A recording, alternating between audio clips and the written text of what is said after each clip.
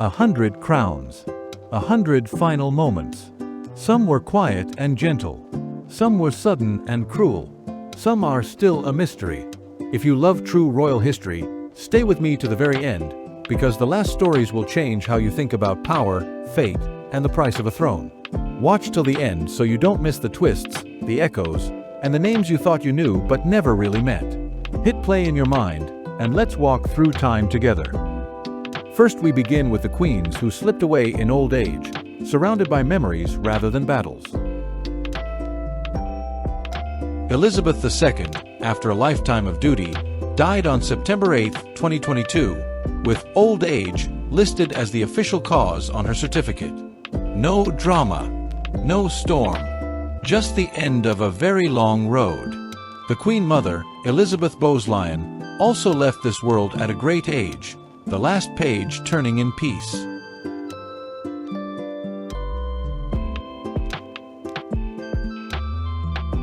Wilhelmina of the Netherlands died at 82 from heart failure, after seeing her country through 2 world wars.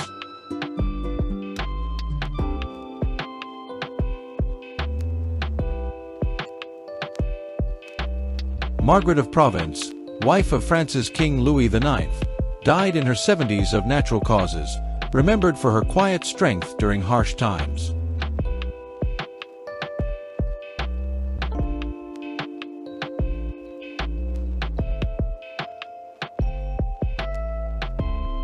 Maria Feodorovna, the Danish princess who became Empress of Russia and mother to the last Tsar, outlived her empire and died in exile at 80, a long life ending far from the palaces she once knew.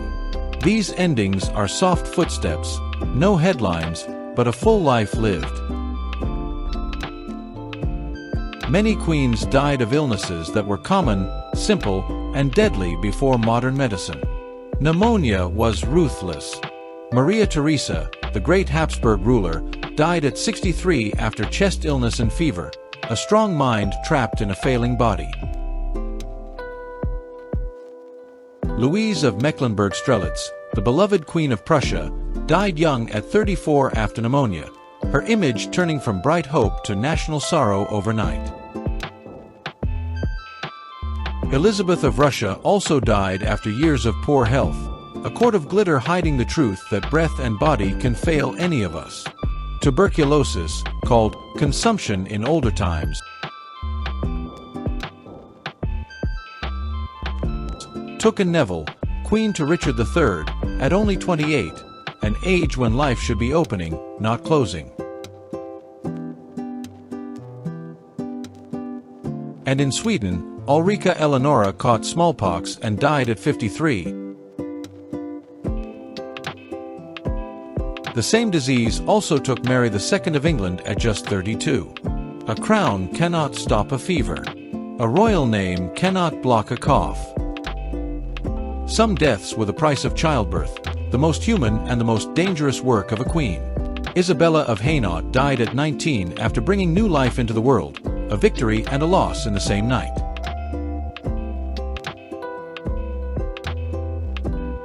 Maria II of Portugal died at 34 during labor, a young ruler who tried to push her country forward and never got to see the future she dreamed about. Constance of Castile also died from childbirth complications, a reminder that even palaces could not shield a mother from risk. Catherine of Valois, widow of Henry V, died at 35 after illness linked to childbirth, leaving behind lines of blood that would shape England for generations. Jadwiga, Saint Hedwig, of Poland died at 25 after giving birth, loved by her people and mourned as a light gone too soon. So many queens were praised for duty, but behind that word sat pain, fear, and days that ended far too early. Some deaths were not slow. They were sharp, public, and final. Marie Antoinette met the blade in 1793, only 37, the cheers of a crowd louder than any prayer.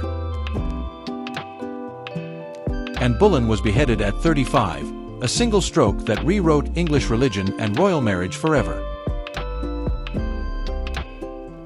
Catherine Howard, barely 18, was executed less than 2 years after her wedding day.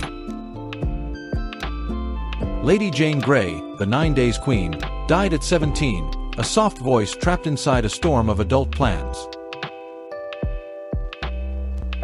Mary, Queen of Scots, lost her life at 44, a queen whose story runs on betrayal, hope, and a long last walk. Even far from London, the same cold end came. Alexandra Fyodorovna, the last Empress of Russia, was shot with her family in a basement in 1918, a crown shattered in darkness. These deaths were not illnesses. They were decisions made by others, by courts, by enemies, by history's cruel hand. Other deaths sit in a gray space, with records that disagree or fade. Elizabeth I died at 69 after weeks of weakness and silence. Was it an infection? Was it simple age? We cannot say for sure. Anne of Cleves died at 42. Many historians think cancer, but the records do not name it. Claude of France died at 24 after many pregnancies. Was it childbirth, infection, or a slow sickness? The paper trail is thin, but the loss is clear. Zenobia, the queen who dared to challenge Rome, may have been killed, or she may have lived out her days far away. Accounts clash, and time will not settle it for us. Cleopatra died by her own hand after her world fell. Was it a serpent's bite, a poison, or something else? The truth is hidden, but her choice echoes louder than any detail. Some queens died of strokes, a sudden storm in the brain that leaves no time to plan. Queen Victoria, 81, slipped away after a stroke in her final home on the Isle of Wight, ending an age that still bears her name. Anne of Great Britain also died after a stroke, her body worn down by grief and a lifetime of miscarriages and stillbirths, a personal sorrow that lay behind the laws and wars on the map. Margaret Tudor, sister to Henry VIII and Queen of Scotland, died by stroke at 51, the bridge between two kingdoms breaking without warning. A stroke is a thief. It knocks, and the door opens before you even rise from your chair. Cancers were poorly understood in earlier centuries, but the signs show up again and again. Isabella I of Castile is believed to have died from cancer of the womb at 53. Catherine of Aragon likely died of cancer too, after years of stress and defense of her marriage. Mary of Modena is thought to have died from cancer after a long illness, a quiet end after a life of exile and loss. In France, Anne of Austria suffered from what is recorded as breast cancer. In modern times, doctors might have helped them longer. Back then, there was only pain, prayer, and time. Heart problems and dropsy, what we now call swelling from heart failure, also wrote many last lines. Maria Cristina of Spain died at 70 from heart issues linked to angina. The heart that held a nation's worries finally gave out. Mary of Guise, Regent of Scotland and mother of Mary, Queen of Scots, died after long illness with heavy swelling. Caroline of Brunswick died at 53 after years of stress and scandal. The cause is unclear, but the heart can only carry so much weight. Augusta Victoria, last German empress, died at 62 from a heart attack, a quiet end after a noisy life. Plague and smallpox hunted queens the same as anyone. Joan II of Navarre died during the Black Death in 1349.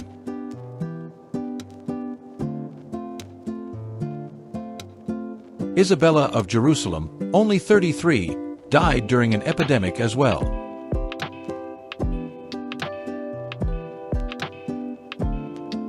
Sibylla of Jerusalem died of disease in a besieged city, the sickness moving faster than prayers could travel. In other places, scarlet fever took Caroline Matilda of Denmark at only 23.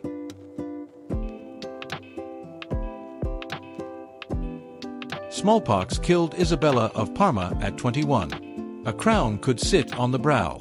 It could not stop a germ. Some queens died by hidden hands, poison, plots, or accidents that looked like plans. Agrippina the Younger, mother of Nero, was murdered on the order of her own son, a family turned into a weapon. Joanna I of Naples was strangled by hired killers, a night full of whispers and a morning full of shock. Bona Sforza, queen in Poland and duchess in Italy, was widely believed to have been poisoned for her wealth, though proof is murky.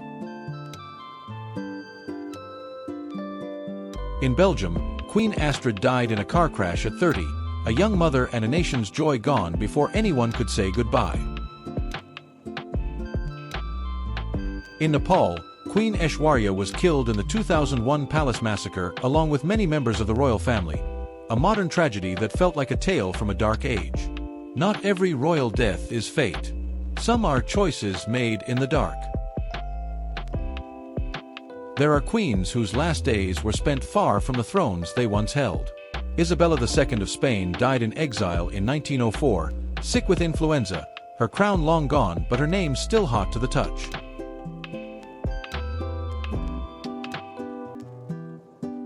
Victoria Eugenie, Queen of Spain by marriage, died in 1969, also in exile, a life that moved from palaces to rented rooms and hotel halls.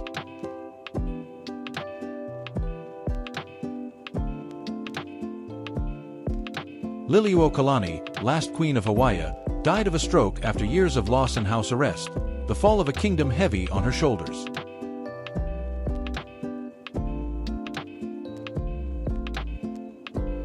Ranavalona III, last Queen of Madagascar, died abroad after her throne was taken, a queen in name only, a woman alone in a foreign land.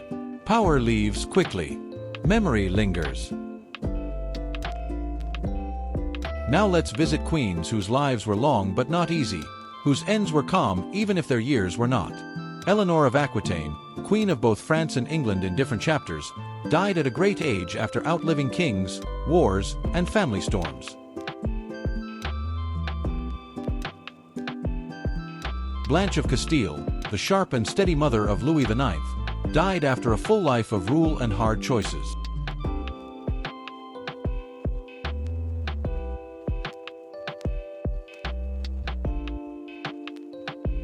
Eleanor of Castile, wife of Edward I, died on the road, the king marking each stop of her last journey with stone crosses, a love letter in rock for all to see.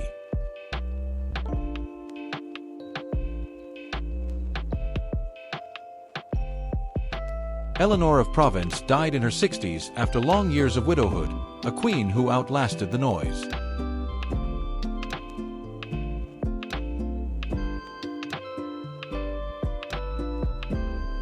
Matilda of Flanders, wife of William the Conqueror, died of illness after helping build a new order in England. Time, in the end, was the only enemy they could not outthink.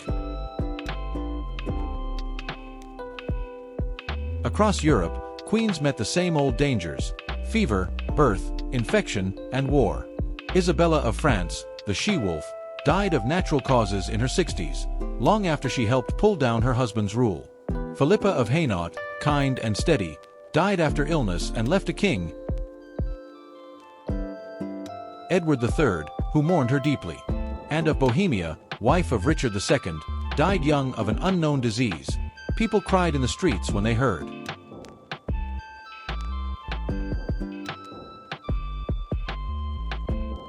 Catherine of Braganza, queen in England but Portuguese to the bone, died after a quiet retreat home, her body tired and her story gentle.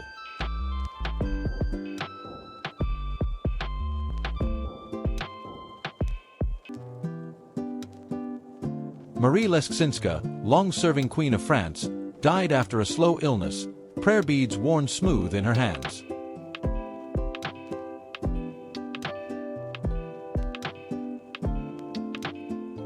Farther afield, queens also faced the edge with courage. Nzinga of Ndongo and Matamba died at about 80 after fighting, negotiating, and ruling like a force of nature. Illness finally did what armies could not.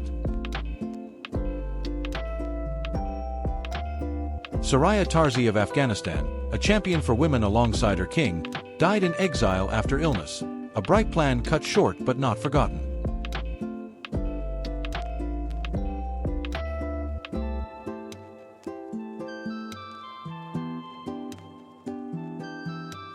Melisende of Jerusalem died at 56 after a stroke and a long struggle to keep power and peace.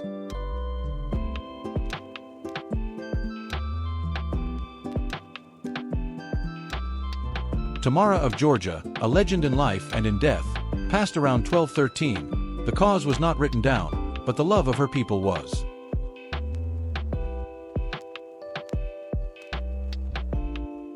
In England and Scotland, the Tudor and Stuart circles spun fast and hard, and death walked close.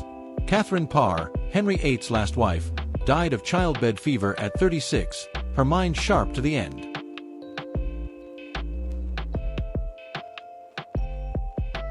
Catherine of Aragon likely died of cancer, dignity her last shield.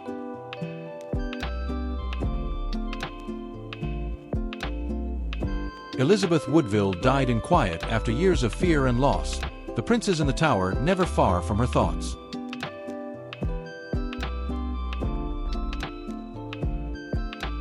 And of Denmark, wife to James VI and I, died after long illness. The courts were grand, but sick rooms are always the same.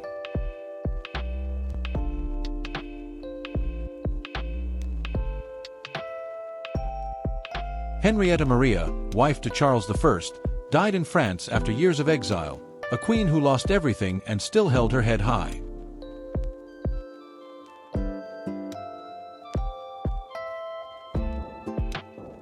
France could bring both glory and grief. Maria Theresa of Spain, wife to Louis XIV, died from infection and abscess. She bore heavy pressure with a gentle heart.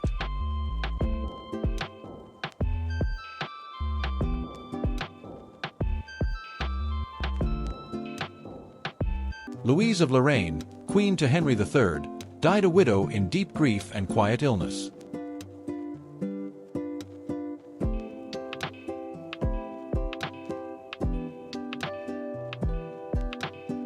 Margaret of Valois, brilliant and bold, died after long sickness late in life, her stories filling books and plays even as her body failed.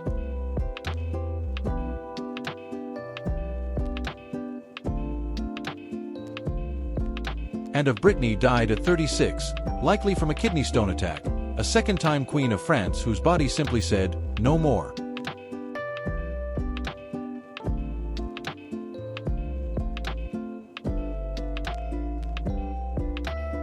Marie de' Medici died after a long life of plots and art, swelling and breathlessness slowing her step before it stopped.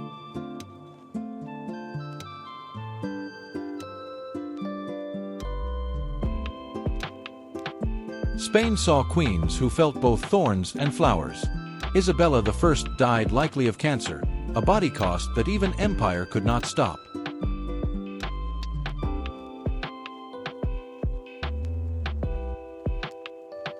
Joanna of Castile, called the Mad, died at 75 after years of confinement. The cause is unclear, but the sadness is clear enough.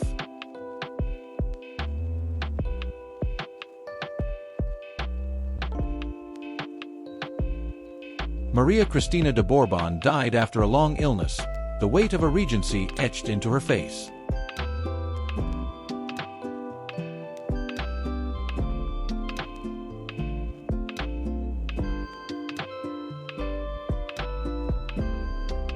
Isabella II, as we said, died in exile with influenza, a queen to the end in name if not in power.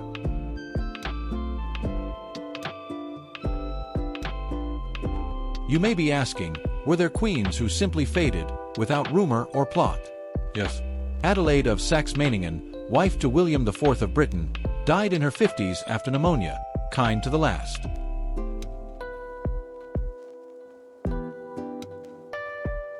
Charlotte of Mecklenburg-Strelitz, wife to George III, died of pneumonia too, a loyal partner through sickness and storm.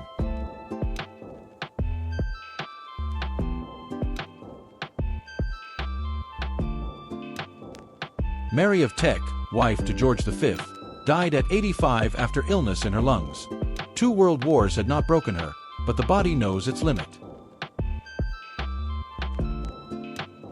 Alexandra of Denmark, wife to Edward VII, died in her 80s after a heart attack, the bright Alexandra look closing with her eyes.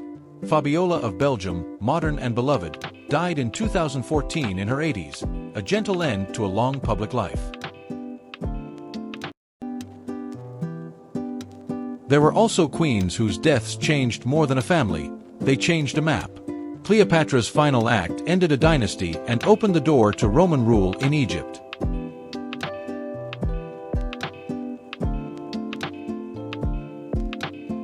Alexandra Fyodorovna's death was one sign among many that an old world was collapsing.